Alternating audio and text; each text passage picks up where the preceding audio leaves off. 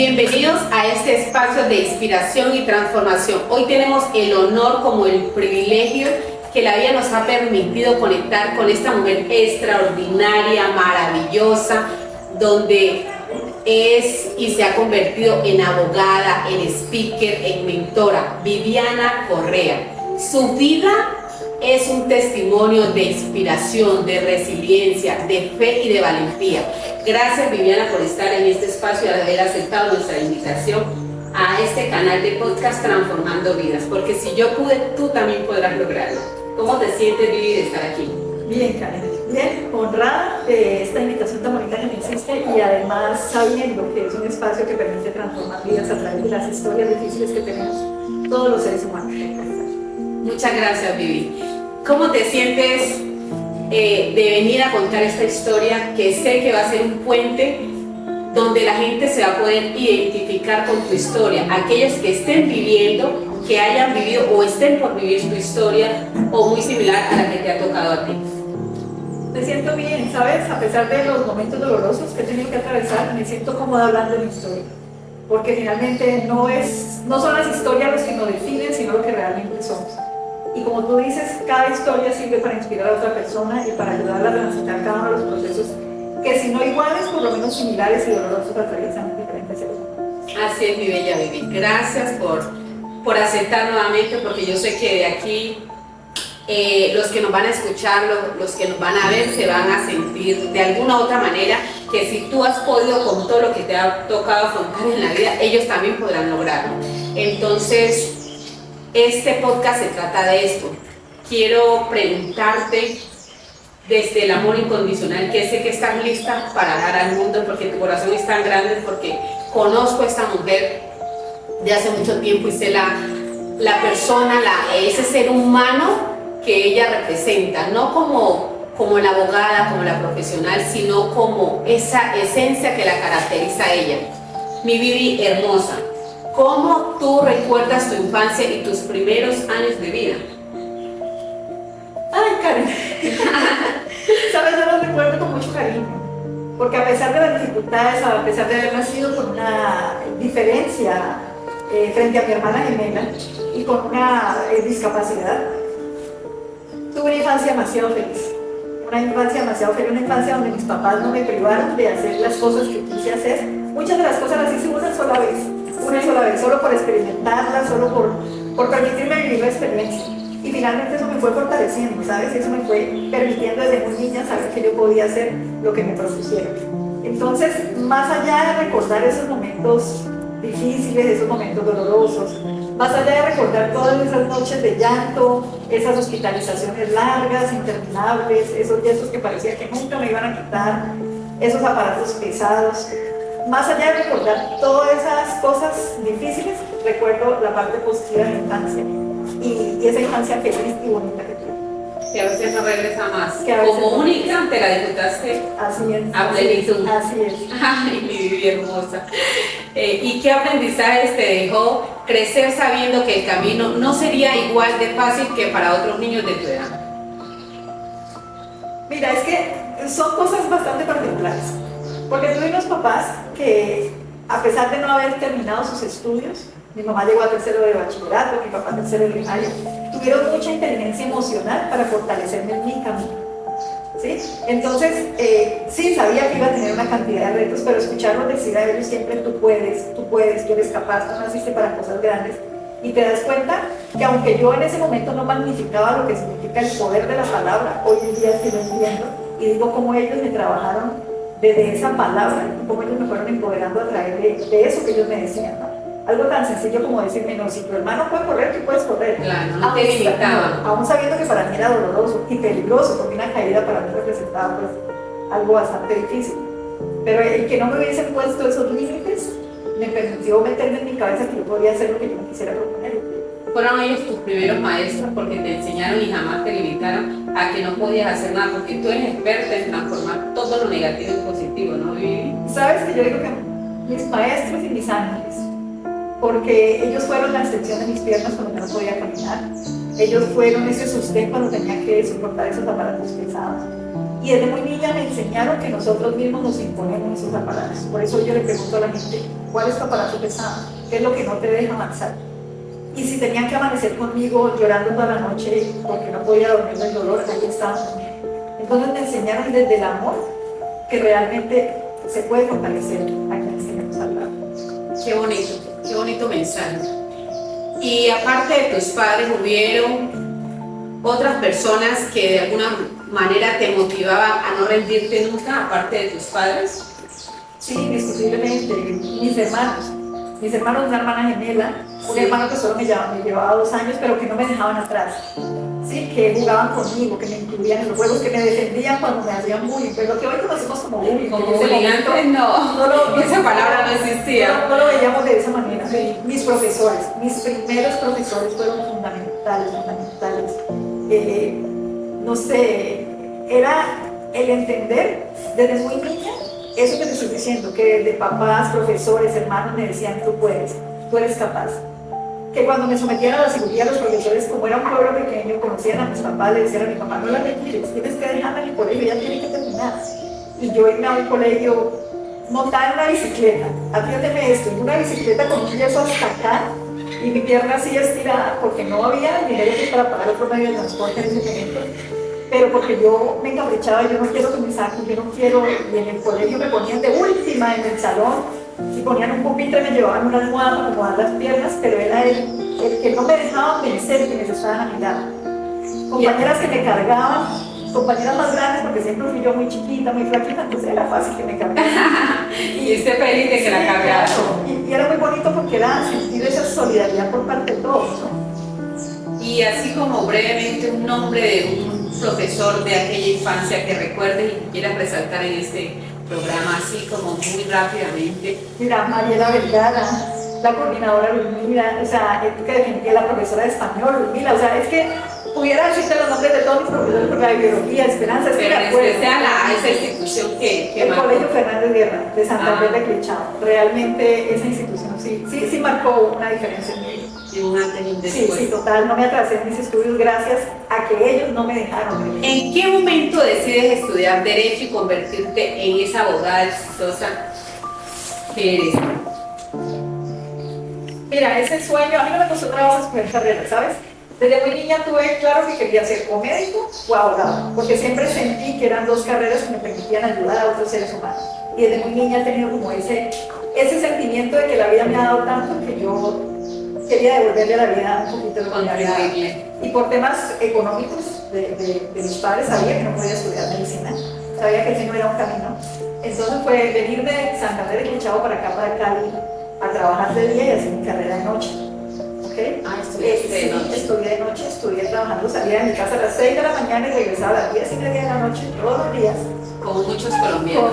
Exactamente, como muchos colombianos, pero con una diferencia grande, y es que a veces salía de casa con unas muletas y un yeso a montar en un bus urbano. Muy difícil. ¿Sí? Cuando no había pues transporte masivo y ese tipo de cosas. Entonces sí fueron demasiados retos, pero estaba muy empecinada y tenía muy claro que yo quería ser abogada, que yo quería ser sí o sí abogada. Y me dediqué pues a la parte penitenciaria, ¿no? A trabajar con presos, porque siento que ahí se puede hacer también muchísima labor humana. Gracias por compartir, mi Vivi. ¿Y qué significa para ti abrirte camino en un mundo tan exigente, mientras yo sé que enfrentabas una situación muy difícil, muchos desafíos físicos y emocionales que te ha tocado vivir en medio de esa situación que nos acabas de compartir, que era montarte en un bus con tus muletas, cuando muchas personas de los que iban en el bus pues no iban en esa condición que tú lo hacías? ¿Cuáles fueron como esos retos que de pronto te quisieron como dejar atrás lo que ya estabas persiguiendo, que era ser abogada? Decirte que fue fácil sería mentirte, cara. Hubo momentos demasiado difíciles, demasiado dolorosos, sobre todo cuando me dolían físicamente las piernas, porque tenía que caminar mucho, porque trabajaba con abogados, tenía que ir al Palacio de Justicia, aquí allá, y era desmotivante. A veces era desmotivante, a veces no me alcanzaba el dinero para poderme pagar el semestre.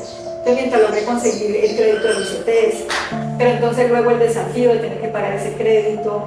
O sea, fueron una cantidad de situaciones que muchas veces sí me hacían pensar en no seguir.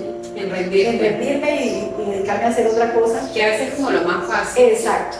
Pero al mismo tiempo yo decía, tanto que mis papás han luchado por sacarnos adelante, tanto que mis papás han hecho especialmente por mí, no quiere decir que no lo hicieron por mis hermanos, porque fueron unos papás absolutamente entregados, sino que yo tenía una condición especial que hacía que me tuvieran que dedicar de pronto más atención, incluso más tiempo.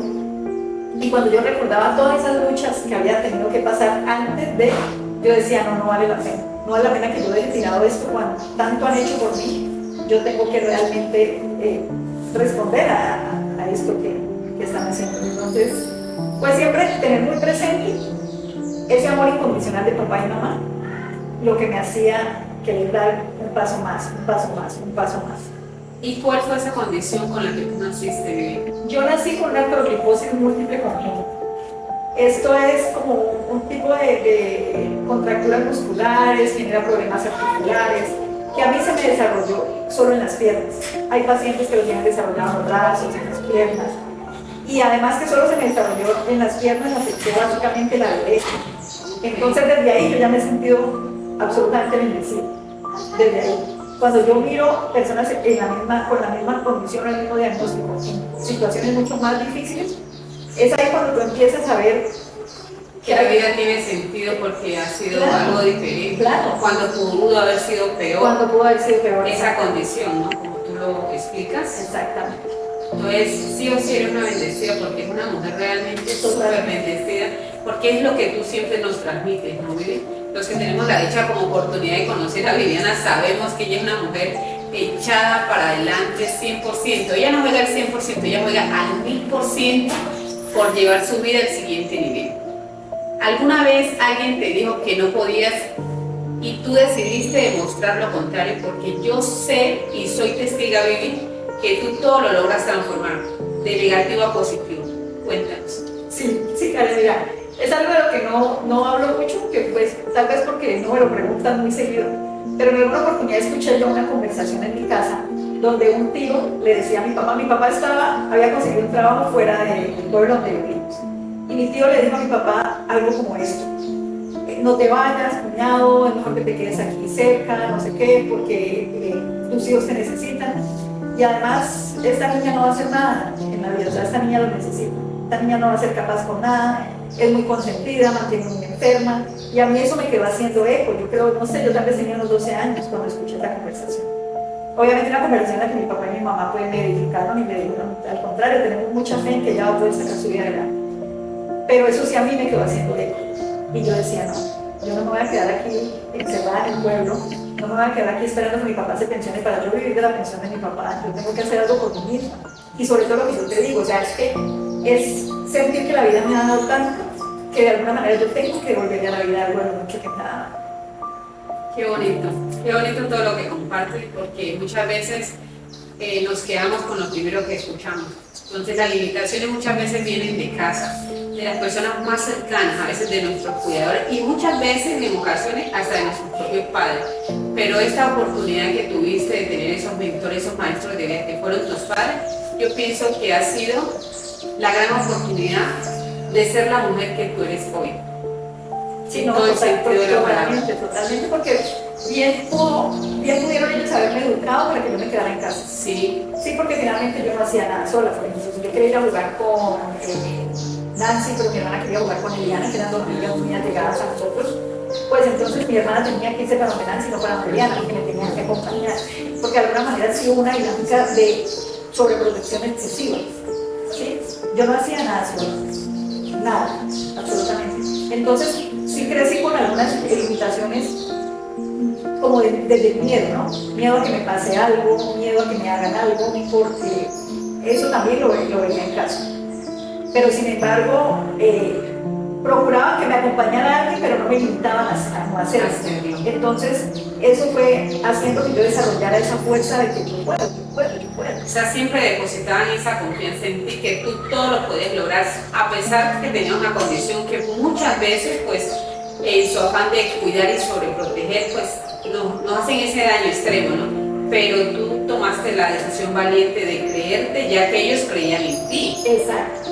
y sobre todo que me empezaron a operar una niña, ¿no? Mi primera cirugía, yo hago un proceso de yesos y aparatos ortopédicos desde el mes de nacida hasta los 8 años.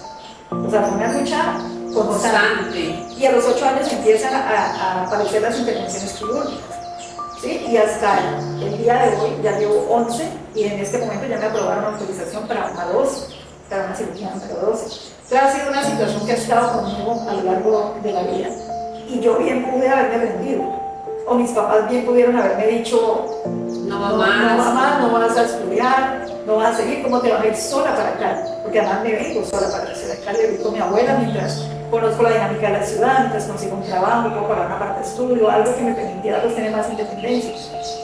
Y era enfrentarme a eso, ¿no? Era llegar a la universidad con muletas, en la época que me tocó en la universidad con muletas, con mis libros, que si agarraba los libros no agarraba las muletas, y tener 2 compañeros, ¿sí? Fernando Gómez y Johannes Cabello, a quienes tengo que honrar públicamente, que me esperaban en la puerta de la universidad para recibirme los libros. Siempre Dios te ha puesto esos ángeles. Toda la vida. O sea, es que, mira, y yo me sonrío es porque es tanta la gratitud que yo tengo hacia Dios y a todos esos ángeles que, como tú dices, me han puesto en el camino. Han sido muchísimos.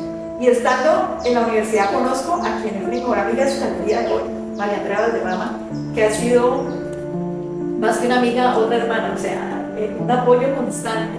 En toda una hermana que la vida te otorgó. Una vida que la hermana me regaló, exactamente. Qué bonita experiencia. Sí, no, total. O sea, es que yo no... Mira, yo pudiera sentarme a quejarme, porque cosas difíciles me han pasado, mira, lo estoy diciendo, desde el mismo momento en que nací me han pasado cosas difíciles. Y sin embargo, es ponerme a pensar la cantidad de cosas buenas que también me han pasado en medio de esas difíciles. Entonces, ¿para qué pegarme de lo doloroso? Porque, no, aquí nos ponemos a llorar las 2 minutos. Sí, claro, no termina. Ay, mi hermosa, sabemos que viviste una etapa muy dura que fue estar privada de la libertad en otro país, ¿no, Viviana? Mientras enfrentabas la pérdida de tus padres, ¿cómo sobrellevaste este dolor tan grande? Ahí sí me tocas una fibra bastante dolorosa, bastante delicada. Efectivamente, como tú lo dices, estuve privada de la libertad 6 años y 11 meses, que se dicen fáciles, pero que fueron muy difíciles, y sobre todo porque yo termino declarándome culpable por un delito que no cometí. Porque todas las circunstancias apuntaban a que era lo más inteligente que podía hacer en ese momento. Y cuando yo salgo de casa a una entrevista, porque yo no iba pensando en que me voy a ir a una cárcel, cuando salgo de mi casa a una entrevista, dejo a mi mamá enferma, abrazo a mi mamá por última vez el 6 de enero del año 2017 y ella fallece el 6 de enero del año 2016 y fallece exactamente a la misma hora que yo le di el último abrazo. Y tal vez para un año después. No, año y medio después, 19 meses después. Okay. Y tal vez para muchas personas eso sea ponerle mística, pero yo sentía esa conexión con mi mamá tan grande y tan especial. Porque digamos que yo compartí más tiempo con mi mamá que mis hermanos, porque quien amanecía en el hospital conmigo cuando me hospitalizaban era mi mamá. Quien iba a llevarme a terapia física por 3 años, montándose todos los días, de lunes a lunes, en un bus, a las 4 de la mañana desde Santander de Quechua hasta Cali, era ella. Mi papá tenía que trabajar, estábamos en una época donde mi papá era proveedor 100% y la mamá era la cuidadora. Entonces, siempre hubo, digamos, un lazo mucho más estrecho con él. Y cuando yo me voy, ella ya estaba diagnosticada ya de una cirrosis hepática no identificada. Pero sin embargo, ya cae en una depresión. ¿No? Los dos caen en una depresión. Y la depresión no es amiga de ninguna enfermedad. Y la última conversación que yo tengo con ella la tengo en el mes de octubre del año 2018, cuando ella todavía, digamos, que estaba pues bien, entre comillas. Y ella me decía que ella no iba a esperar, que ella no tenía fuerzas, que ella no podía soportar el dolor de saber que yo estaba encerrada, más separada del niño, que ella sentía que ella había hecho tanto por mí y que en ese momento no poder hacer nada la hacía sentir impotente. Y fue muy doloroso, Karen, enterarme de la muerte de mi mamá a través de un mensaje de texto. Enterarme de su fallecimiento a través de un correo. En la prisión teníamos unos correos que se podían pues como suscribir o afiliar a la plataforma que teníamos, y cuando el botoncito alumbraba azul sabíamos que teníamos un mensaje. Yo llego a las 6 de la mañana, pero yo me despierto sabiendo que mi mamá había fallecido. A mí no me pregunten cómo, pero yo a las 2:30 de la mañana me levanté sabiendo que mi mamá se me estaba muriendo. Y como una intuición. Sí, una intuición. Algo que a mí me decía, era una agonía en mi pecho, que me decía que yo me iba a encontrar ese mensaje. Además, pues ya me habían dicho, ¿no? Que no se podía ya hacer nada por ella, mis hermanos me habían contado. Y mi hermana me lloraba y me decía, Vivi, déjala ir. Ella está aferrada a la vida por ti, o sea. Y en ese momento, porque como he sido una mujer tan bendecida, llega a mi vida un libro que se llama La Rueda de la Virgen. Elizabeth se llama la autora, una psiquiatra. Y en ese libro habla mucho de ese proceso que hacen las personas cuando se están muriendo, no de lo que pasa después, no, ese proceso que viven los seres humanos cuando se están muriendo. Y me sirvió mucho, porque yo le escribía a ella cartas, se las mandaba por el correo electrónico y mi hermana se las leía. Yo le decía, mamita, déjate ir. O sea, lo que decirle a tu mamá, a tu ser de luz, a la persona que te dio la vida, que se deje ir, que se espera. Yo le decía, yo voy a estar bien, mamá, yo soy una mujer fuerte, ustedes hicieron de mí una mujer capaz, esto no me va a quedar grande. Y ocultarle una cantidad de cosas, ¿no? Sí, claro. Es el que yo estoy bien de todo a todo, yo siempre estaba sonriendo, era yo la que los animaba a ellos, para que ella no tuviese más sufrimiento del que ya por sí misma tenía. Entonces yo me levanto el 6 de enero, voy al computador a las 6 de la mañana y me encuentro un mensaje de mi hermana que decía, Vivi, siento mucho darte esa noticia que mi mamá murió de esa manera. Y coincidió la hora con lo que sentías. Sí, coincidió la hora con lo que sentía. Yo me despierto hacia las 2:30 de la mañana del lugar donde yo estaba en Texas, y ya eran las 3:30 de la mañana acá en Colombia. Y fue muy doloroso, ¿no? Porque es un duelo que se cae inconcluso. Es un duelo que no se hace porque estás en un lugar donde, pues, si lloras mucho también te deprime, la depresión no es amiga de nadie, donde es más fácil que tener una pastilla para dormir que una pastilla para el dolor. Entonces, yo quería, digamos, de alguna manera vivir toda esta experiencia de una manera consciente. Yo no quería, pues, medicarme ni nada de eso, pero sí fue terrible, muy terrible, y hasta el sol de hoy, ¿no? Porque en medio de todo, muchas personas dicen es que tienes que sanar, porque es muy fácil para las personas hablar. Decir eso. Pero yo pienso que más allá de sanar, es el saber que las circunstancias no van a cambiar. Fue como fue. El daño, si bien es cierto, no fue directo ni intencional, si fue un daño indirecto, que te pesa. Que te pesa porque finalmente yo termino privada de la libertad por ingenua en medio de todo, por confiar en el exceso y en las personas incorrectas. Y porque a veces tú juzgas a las personas de acuerdo a lo que tú eres. Y como en mi vida no ha habido malicia de dañar a otra persona, pues nunca me imaginé que alguien más pudiera hacerme esto a mí. Y que por esa razón yo iba a causar este daño tan grande. Porque además fueron mi mamá, fue mi papá, dejar a mi hijo solo durante 6 años. Fue una suma de muchas cosas dolorosas, además del encierro, del maltrato, de la humillación, de todo lo que se vive en un ambiente. No es que simplemente el estar privado de la libertad ya tiene una connotación supremamente dolorosa y difícil. Y súmale a esto la pérdida de tu mamá dentro de esta misma prisión y estar tan lejos sin poder hacer nada, dejar tu hijo, tu esposo, tu trabajo, porque es enfrentarte a muchísimas cosas que implican cuando una persona está privada de la libertad. Porque si bien sabemos que en Colombia o en otros países tu familia te puede visitar y hay situaciones o momentos que de alguna u otra manera en comillas te pueden facilitar la despedida, aunque simbólica, por instantes, por momentos, pero es que estar en otro país ya es otra cosa.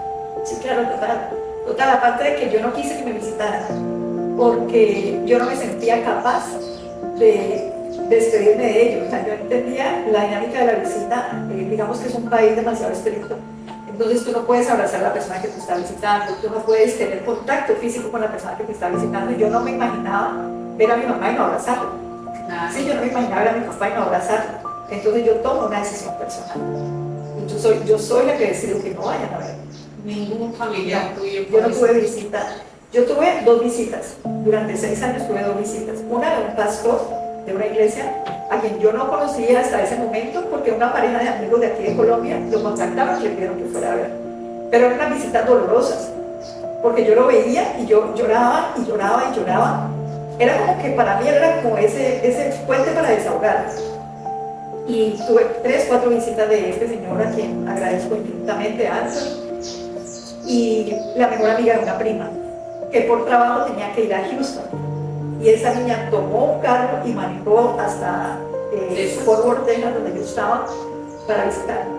Pero también fue una visita por vidrio, donde lo único que podíamos hacer era poner mano contra mano en el vidrio y lo mismo, o sea, es que era llorar y llorar y llorar. Entonces yo decía, no tiene sentido que alguien venga desde Colombia a verme para yo ponerme a llorar y no avanzar, ¿sí me explico? Claro, muy doloroso, muy doloroso. ¿Y qué pasó dentro de ti, Viviana, para no quedarte en ese momento de sufrimiento, ¿no? Y salir adelante con todos esos retos que la vida te puso a liderar? Mira, es que digamos que fueron muchas cosas. Primero, saber que desde niña escuché mucho a los médicos decirme que yo no iba a poder ser mamá, ¿ok? Y tuve un primer embarazo fallido a las 12 semanas, perdón. El bebé deja su corazón separado, ¿ok? Le tienen que inducir un aborto. Yo me voy para un segundo embarazo, consciente, con mi esposo lo decimos, bueno, vamos a planificarlo y si este segundo embarazo no va adelante, ya no va más. Pero nace Axel Gabriel. Nace Axel Gabriel y cuando Axel Gabriel tiene 3 años y medio llega esta tragedia en mi vida. Entonces era enojarme con Dios, porque tengo que ser honesta, peleé con Dios. Es una mujer de mucha fe, pero peleé con Dios porque yo le decía a Dios, si me lo ibas a quitar o me ibas a separar de él, ¿para qué me lo dabas? Sí, por ahí empieza como mi conflicto emocional, la enfermedad de mi mamá.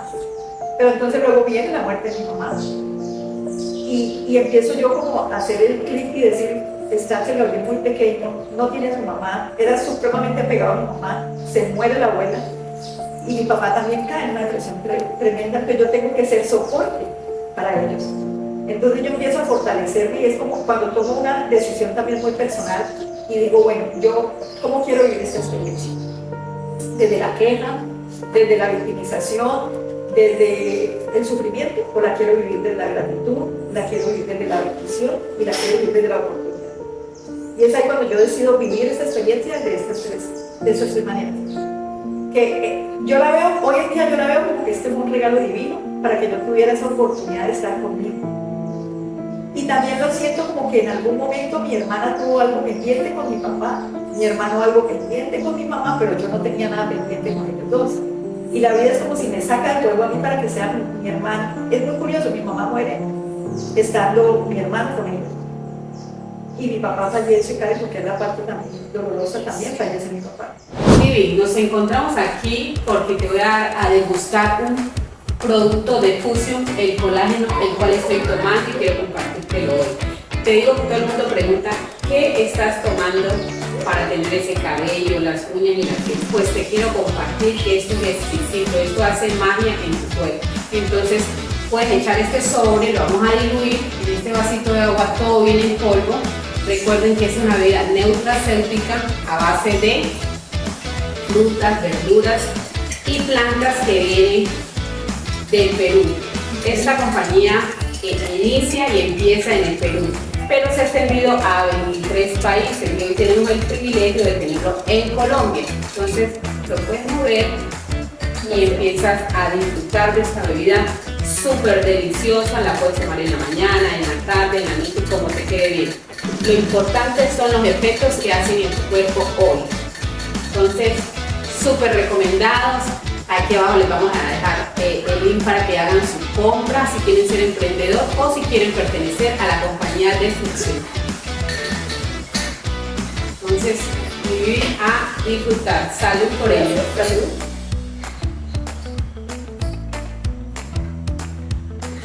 Súper recomendado. ¿Qué tal el sabor? Delicioso. Sí, y si está frío, mucho mejor. Entonces, aquí los esperamos para que hagan sus respectivas compras con Fusion. Siempre estaremos listos y dispuestos a servirlo en el lugar que ustedes se encuentren hoy.